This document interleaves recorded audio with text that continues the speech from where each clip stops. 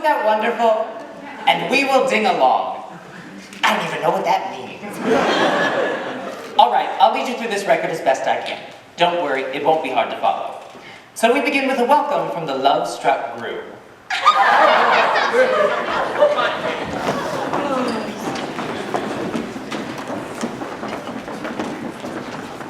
Well, I'd just like to thank you all for coming. I tell you, I must be some lucky fellow. Why? Who would have thought that I, Robert Martin, would be marrying a glamorous showgirl, and that glamorous showgirl would be willing to give up a successful career for me, Robert Martin. Now, if it wasn't for prohibition, I'd say let's raise a glass. Hear, hear.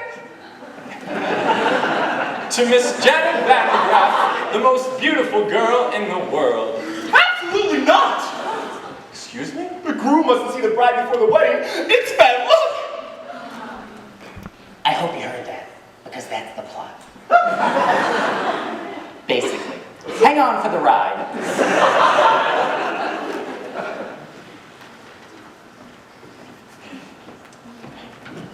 Breakfast will be served in the Arabian room.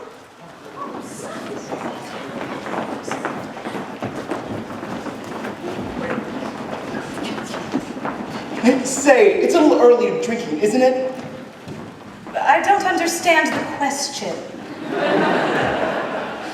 Look, you just keep jamming away from Robert. You're the chaperone. That's your only job. Aye, aye, mon capitaine. Oh, Robert, who's my little monkey? I'm your little monkey. So, the bride and groom are whisked away, and we turn our attention to the B plot, which involves the producer. Mr. Feldzieg! Oh, getting married and leading show business. Mr. Feldzieg! Doesn't she know I got obligations? Mr. Feldzieg! I can be a leading lady. You said so yourself. I am useless in the chorus. Kitty, we've been over this 1,000 times. You haven't got what it takes. But I've been taking lessons. Acting, singing, and ballet. Ballet? Yeah, and I'm pretty good too. Last week, I auditioned for Swanee Lake. A little annotation here. Feldzieg and Kitty were a couple in real life, Jack and Sadie Adler. Now, this is a familiar comic construct, a stupid woman and her long-suffering companion. At least, she appears stupid, but in the end she does something clever and makes us wonder whether or not it's really just an act. The irony here is that Sadie actually was quite stupid. Jack had to explain all the jokes to her, apparently. Still, she had a wonderful career on the stage. At that time, the theater was the only place where stupid people could earn a decent living. This was before television, of course. Kitty, I don't have time for this. Penny for Mr. Feldzieg. Not now. Perhaps a nice profiterole. Boys, not hungry. Then perhaps we can give you something else that you want. Yeah, something that ain't food. What? Your confusion is to be expected. Although we stand here before you in the guise of innocent pastry chefs, we are also... And primarily... employees of a certain individual. A certain individual? A certain individual. Who happens to be the single largest investor in Feldzieg's Follies. And he has sent us here... as pastry chefs. To express his concern for Miss Van de Graff's impending nuptials. Specifically... that if she gets married and leaves the show... then there ain't no show. What is that? Don't I know you? No, you don't. Have you ever spent any time in Toledo? Have you ever spent any time in a coma? No, but I do have a cousin in Seattle. Kitty! Boys, you can go tell your boss that this wedding is never going to happen. You have my word. It would. We'll take your word, all right. But to go back on that word would be a recipe for disaster. Now I hope we've made ourselves perfectly clear. One cannoli hope. You must gotta be kidding me. A trifle nut. Talk with me. Boys! We can drop the pastry chef routine. Alas, we ganache. We're on the land. Where's the entree, you macaroon?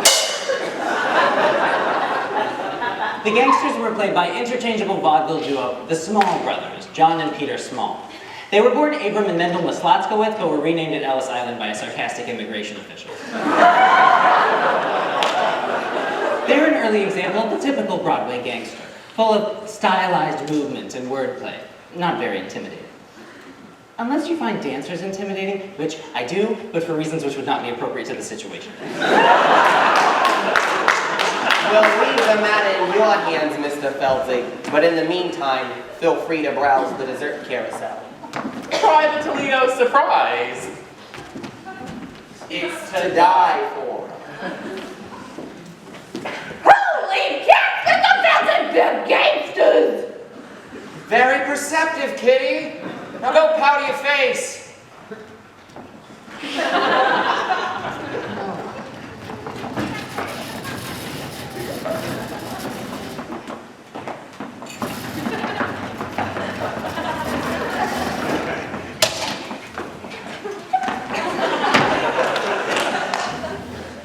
I've got to stop this wedding. But how? Oh, Lord in heaven! How?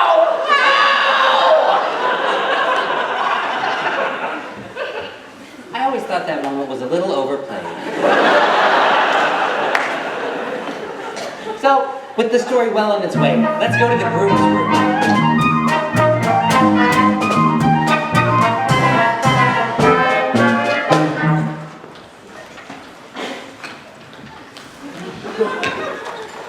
Hey there, handsome.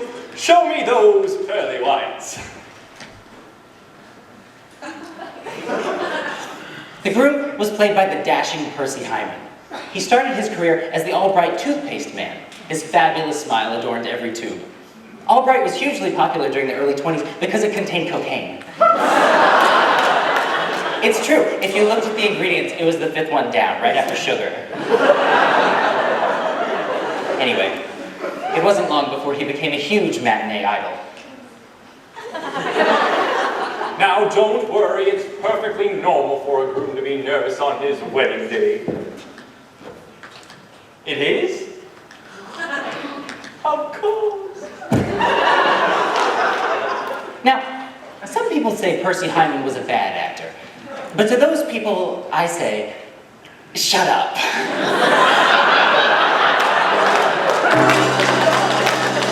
Hey there, Mr. Mirror Man, shaking and a quake and trembling like them fraidy cats do. Something big be bothering you. Cold feet, brother, you got cold feet. You can make them cold feet hot with a little rhythm. Young feet, old feet can be uncontrolled feet. Rhythm make them cold feet hot. Down the aisle, cross the arches, they can learn to swing. Icy toes can jive. Wedding marches played in ragtime swing. Pink frigid souls come alive and take that dive. Cold feet, small feet, turn them into bold feet. Rhythm make them cold feet.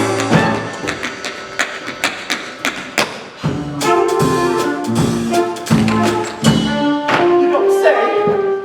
Well, why do you slide back into your mud hole, you backstabbing worm? Well, now I had to find another minister. Say, what are you up to? I'm singing a song an old Negro taught me. A Dixie remedy for wedding day jitters.